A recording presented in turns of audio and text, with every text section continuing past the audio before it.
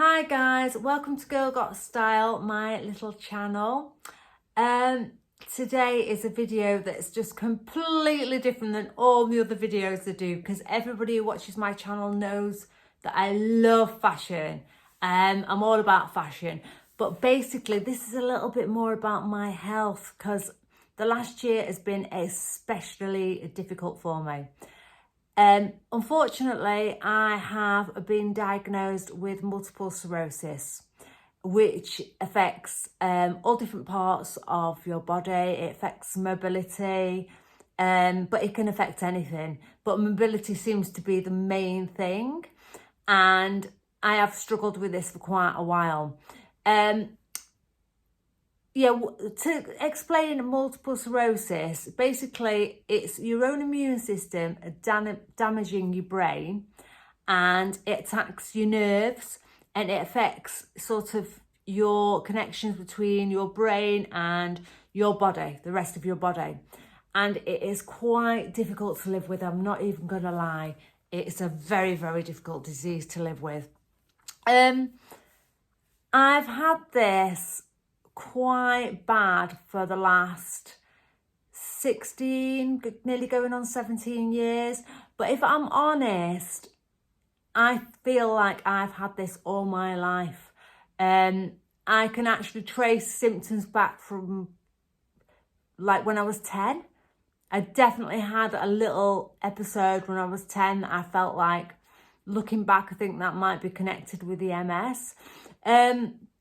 I'm not going to go on about stuff from the past.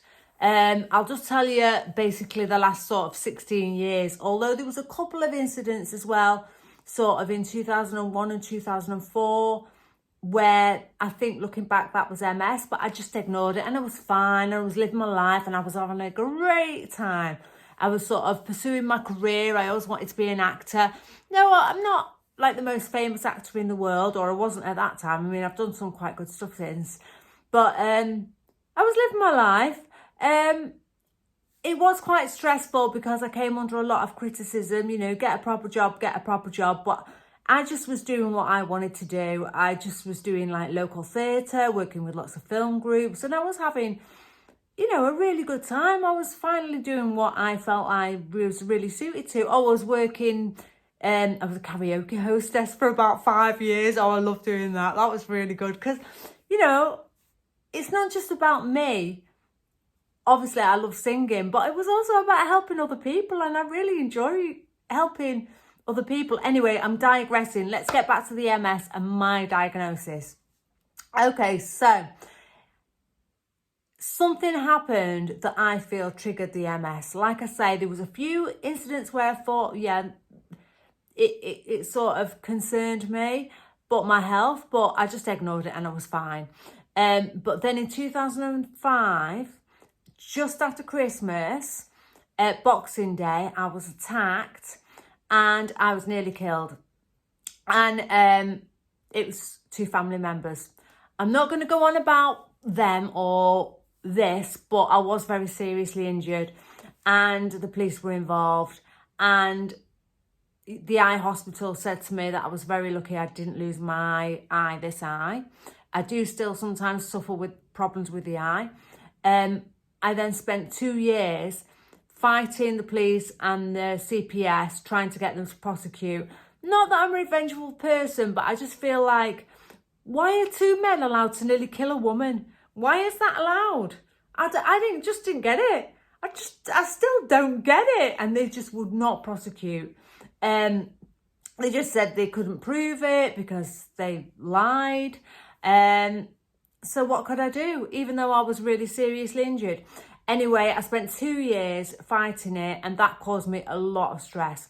Then I met someone special who would never hurt me, and I got pregnant and I had a miscarriage, which was really annoying because I would have liked to have gone full term and have the baby.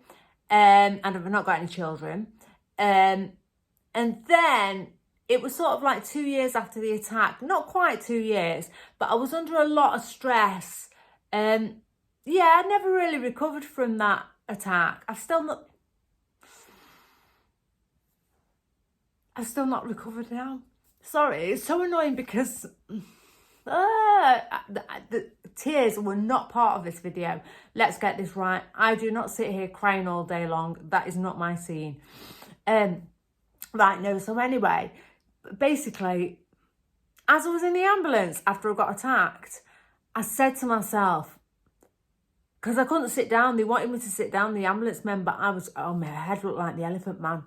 And I was like, I just couldn't sit down. I was just like really indignant. And I just thought to myself, I am going to survive this attack. Whatever happens, I will get over this attack. And I will live my life. And you know what? And I'll be a famous actress as well, because that's what I've always wanted to do. And I have become a famous actress. I've been in a big Bollywood drama that's really world famous. But I've not fully recovered. And that does really annoy me. That really annoys me, because I feel like they've won. Because anyway, basically just under 2 years later, I was under a lot of stress. I went to sleep and I just woke up the next day. And basically I just could hardly get out of bed. I just felt really numb all the way down. This was like the end of 2008. And I just couldn't walk. And then I just started, because I used to go for a walk every day anyway. So I just carried on trying to walk every day. And it just felt really stiff. But I just forced myself and I pushed myself. I remember it was hard holding up cups of tea. I couldn't hold a cup of tea up. But I just kept ignoring it, just trying to work. But then I went to see the doctor. She said it was probably stress from the fact that I'd been attacked. And it was quite, when you get attacked, it has quite a lot on you. You know, it does affect you quite a lot more than in a TV drama, for instance, because they always recover in 3 weeks, don't they, from an attack. In real life, it's not like that. So anyway, so I just thought, all right, it's anxiety. Because it caused a lot of financial problems being attacked. I couldn't go out for 2 years. You know, it caused a lot of issues. So I just put it down to that. And then was lucky. I came to London with my special person, got the opportunity. And because of everything that happened, I wanted a fresh start. I mean, I did want to come to London anyway, because it's an amazing place. But yeah, got a fresh start. So that was great, because it was a dream anyway. I always wanted to come to London. So yeah, we came to London and it was just really good. But it was really hard. We got removers to help us. But my special person did a lot of the lifting and the carrying, I'm not going to lie. And I don't even want to go too far into all that. It was just really good. I got loads of opportunities. I was struggling every day to walk, but I just kept forcing through. I really wanted to be an actor, so I just sort of, excuse me, my nose is like itchy. It's because I was crying. Yeah. I just kept forcing through, doing everything that I wanted to do, because I was so determined to be an actor. I'm still determined to be an actor. So I just carried on doing what I wanted to do, and got some really good opportunities. And then, it just got really, really hard.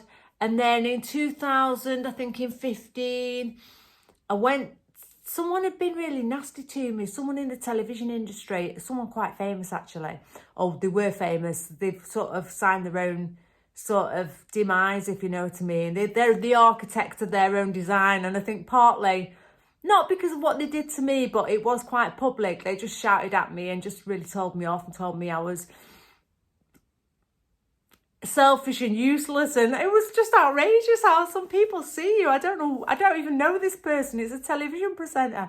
It was when I was on a television show in the break. It was really crazy how he just started on me. People are outrageous, and I was really upset about it. And I was going to Ibiza the next day, so I went to Ibiza.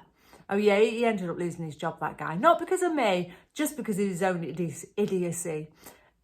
Because I didn't complain. I just thought, let it go. Anyway, I went to Ibiza and I was really upset about that situation. And yeah, I remember, because I'm still struggling to walk, but I could get down to the restaurant and go and have a cup of tea in the morning and look out at the sea, because it was on the beachfront in Ibiza, in San Antonio.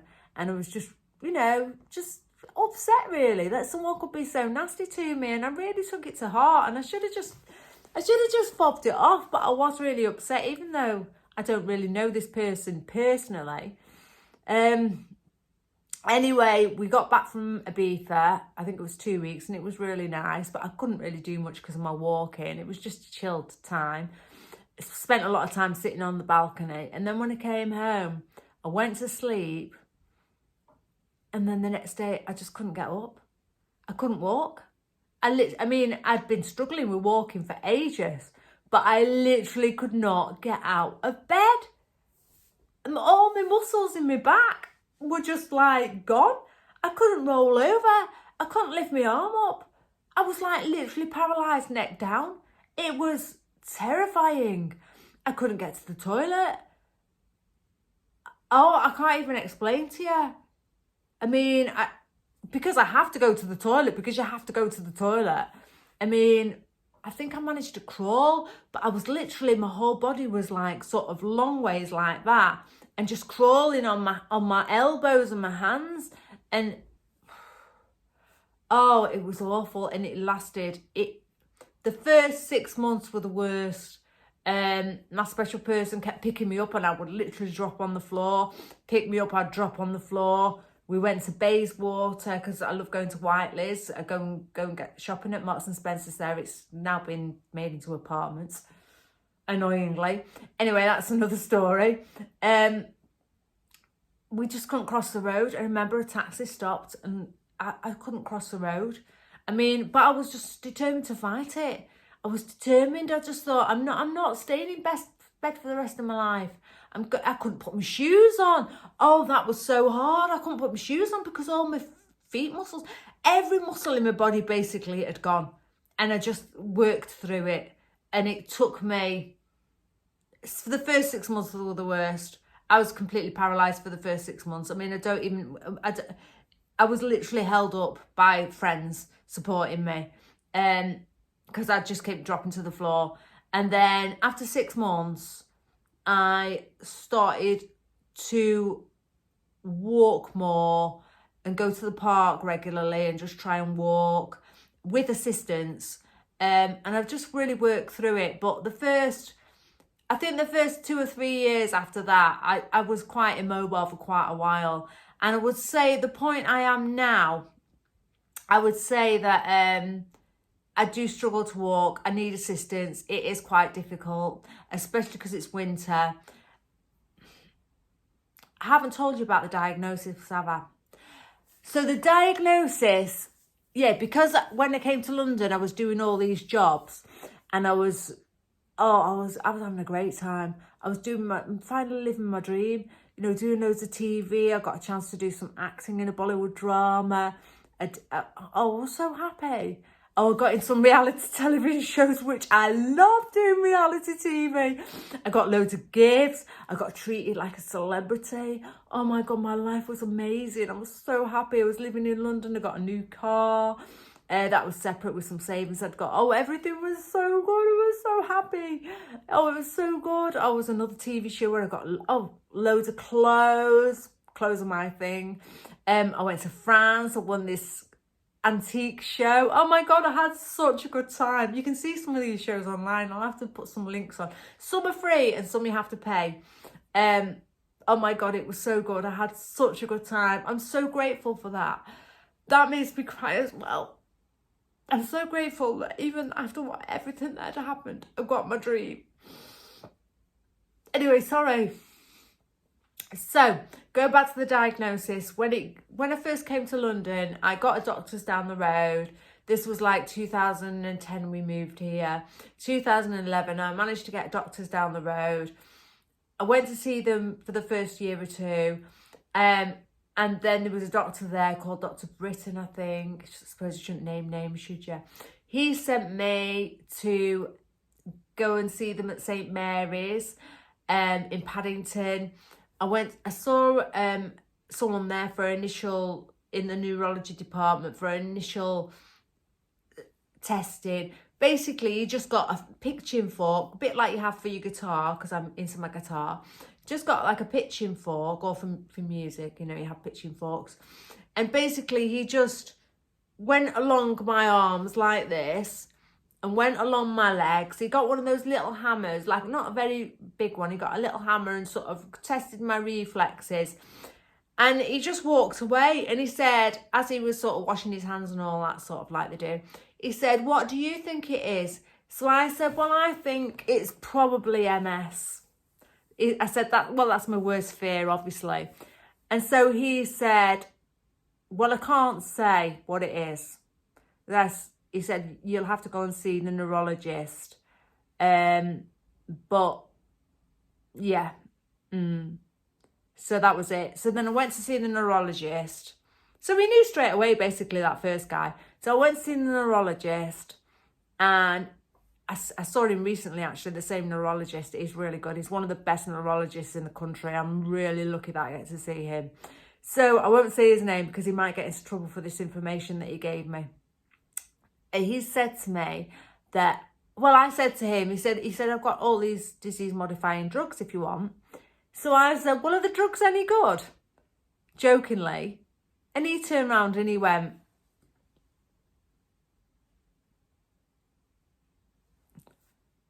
and I thought, so, well, thank God I'm a very honest person, because I think people are very honest with me back. I think when you're a very honest, truthful person, I think it's just involuntary that people are honest back to you. And it's very hard for people to lie anyway. And I think that was his honest opinion. And he's one of the best consultants in the country. I mean, that was 12 years ago. No, sorry, not 12 years ago. I mean, that was in 2012. Oh, that was 12 years ago. That's nearly... So anyway, that was his opinion at that time. So I've not chose to do the drugs. Now, I'm not saying this isn't what everyone else should do. This is just what's right for me. And I do feel that I am a lot better now than I was. Most of the symptoms I've managed to eradicate. I mean, I had a lot of dizziness. I was falling over a lot. I've eradicated most things. I had a lot of constipation. That was really bad. I mean, honestly... I know this is a lot of information for a YouTube blog, but I don't think I went to the toilet for 6 months at one point. And when I did go, I shit a football. I am not joking. A football, a poo the size of a football came out of my arse. And it was so painful. I've not got any of that now. I did still suffer with constipation for quite a long time. But you know what? I'm quite good now. I'm really lucky because I'm eating so many sprouts every day that it's just coming out. It's coming out, which is really good. And I'm eating loads of broccoli and loads of vegetables. That's also seemed to have eradicated the dizziness. Not as dizzy as I was. I'm still having a few falls, and recently I did break my ribs on one side. And then I broke my ribs on the other side, which was really annoying. In fact, I actually broke my ribs about 2 years. I've done it 3 times now. Three times I broke my ribs. I did it about just before lockdown, I think. The year before lockdown, 2019, I broke my ribs. I fell over. I had a really bad fall. And my ribs were so mangled up. Oh, they looked so mashed. I thought, I'm just going to look really stupid with this stupid, weird-looking rib cage. But you know what? They've settled and they've kind of gone back to normal. They say they don't do anything with ribs. That's what they told me at the hospital, unless it's actually damaged your lungs. So that's all a lot of information that I've given you there. I mean, I'm not saying this is how other people should deal with their illness. Everybody's got MS. Everyone's different. Everyone has a different story. Everyone has a different journey. This is my journey. This is how I've dealt with it. I'm pretty anti-drugs, to be honest, because for me personally, not for anybody else, I'm not telling other people what to do. For myself, I don't think it's right for me. And I did actually have a relapse last year, again because of stress. Every single relapse I've ever had, every single instant it's been when I've been under severe stress. That's the only time I ever get ill. Except for the day-to-day struggling with walking. I mean, unless I have a major stress, I don't have any relapses. I have hardly any relapses. I've only had three altogether. 3 major relapses altogether in my whole life.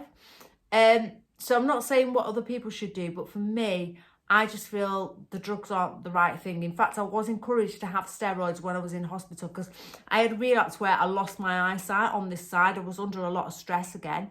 And then once the stress was finished, it was really weird. It wasn't while I was under the stress.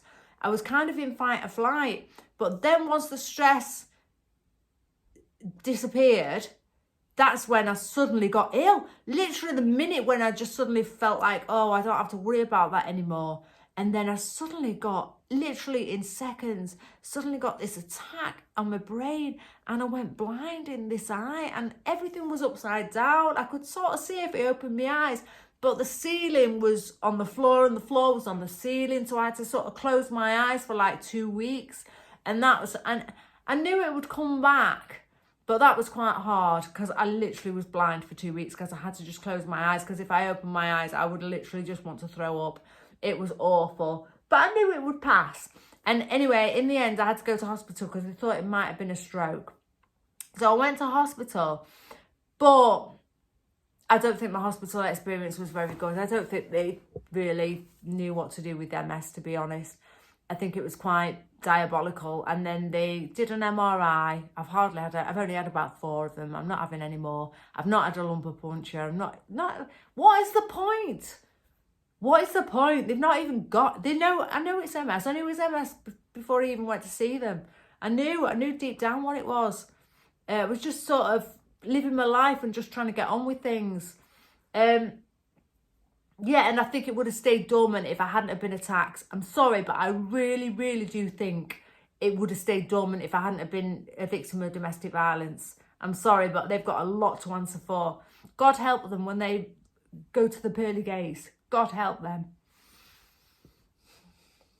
Sorry. Anyway. Them. Sorry, but I don't normally swear in videos, but off them. That's what... Men who attack women should just be... Anyway, right, so let's... They should be put in a boxing ring and they should have to face attack.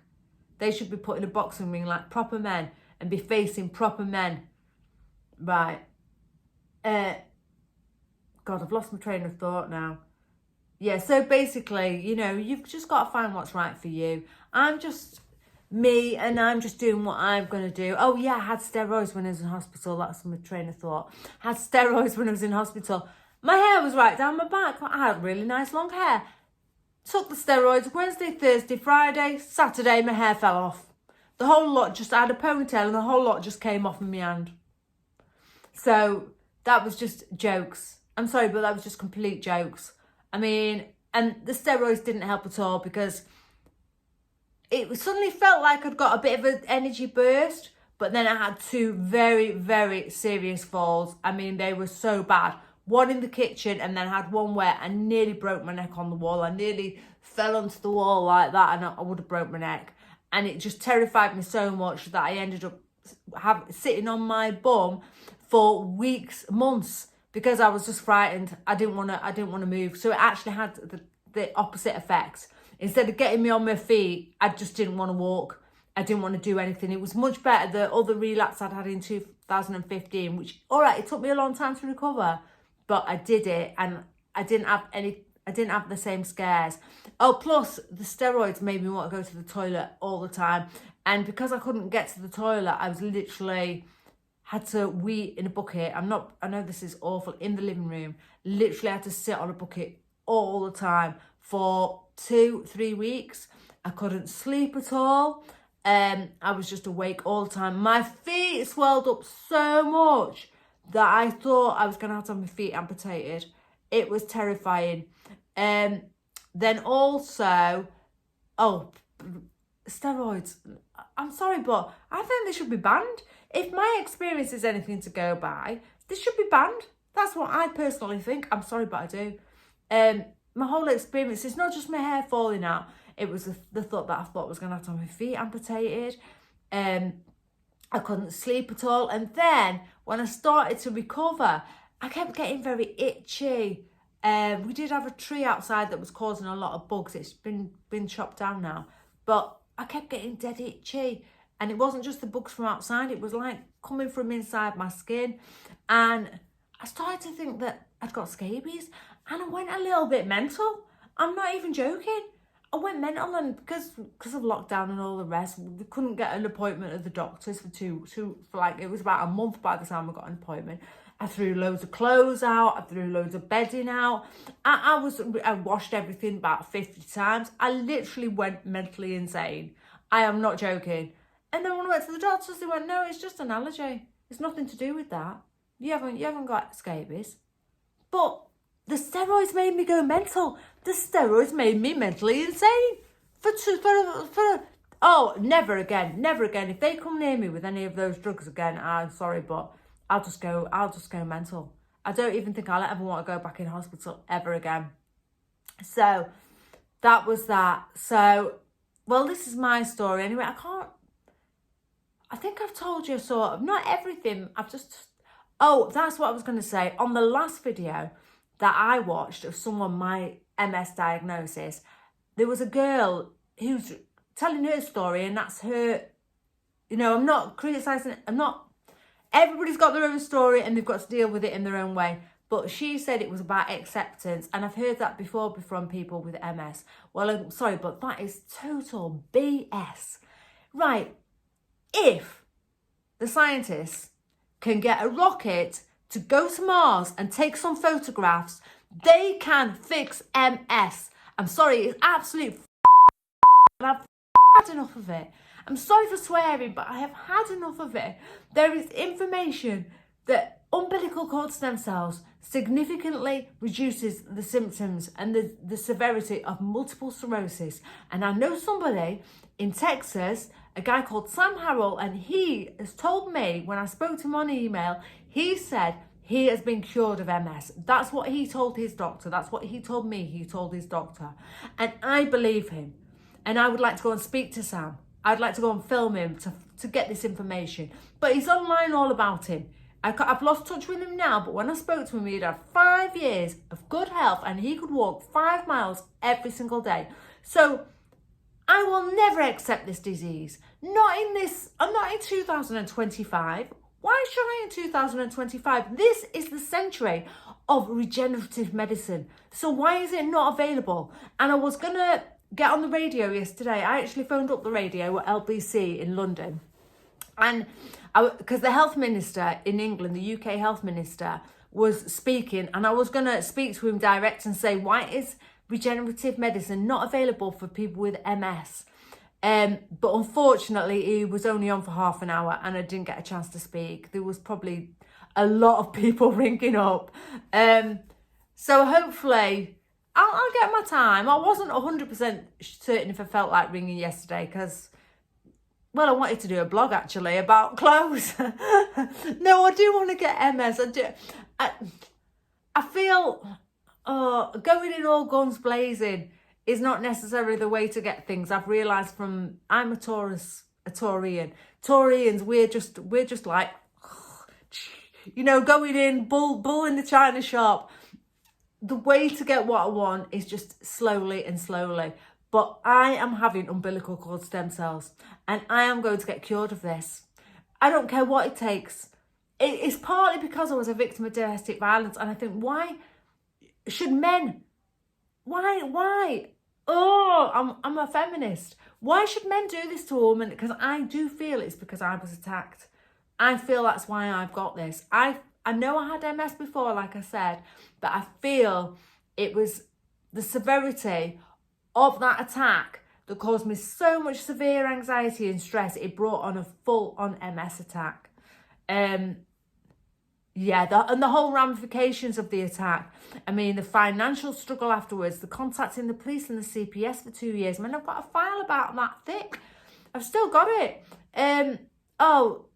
It's just everything to do with that was really, really stressful. I mean, I'm looking at my nose now. I still don't like my nose. My nose was much better before. I couldn't breathe. I couldn't breathe for years. I mean, even now, sometimes I struggle breathing. So that's affected the MS. So yeah, for me, that's what I feel. I feel like I've heard other stories and I don't know what's caused their MS, and it does sound really bad, but I know mine is definitely connected to the domestic violence that I suffered. I know without a doubt it's connected to that. Yeah, I think it would have been dormant otherwise. Anyway, I'm gonna leave this video for now. I mean, you know, if you want to watch, if you want to watch, if you don't want to watch, you don't want to watch. Please don't start criticizing me in the comments, because I just don't need that kind of stress. I mean, this is just my story. I'm not, you know, when I've talked about regenerative medicine with other people with MS, they've got really annoyed. I mean, if they've accepted that MS is their life, that's up to them, but I will never accept it. I've got a life to lead. I am still going to do some more acting. I'm going to do some more great things in my life. And MS is not going to stop me. And MS is going to off. It can off. I'm not having it. I'm sorry, I'm not having it. Why should I accept this? Why should I accept because I was a victim of domestic violence I'm going to end up in a wheelchair? Why should I? I'm sorry, but I don't accept it. Right, okay, so I'm going to leave this for now because I'm getting a bit emotional and I'm dying for a cup of tea. And I just want to say that I am a really happy person. If you watch my blogs, I'm not putting that on. I am actually a really happy person. Because also I think, well, why should I be unhappy? I'm not going to allow myself to be unhappy. Because why? And besides that, I live in London, so to be fair, I do think I'm a very lucky person. I mean, I live in London. I'm in zone 2. Someone said on a video yesterday, they called someone, you zone 2 privileged bitch. Well, yeah, I'm a zone 2 privileged bitch and I don't care. So, you know, I'm just dead lucky. So, okay, for now, I'm going to love you and leave you. I've got style. You've got style. Girl got style signing out. Love you.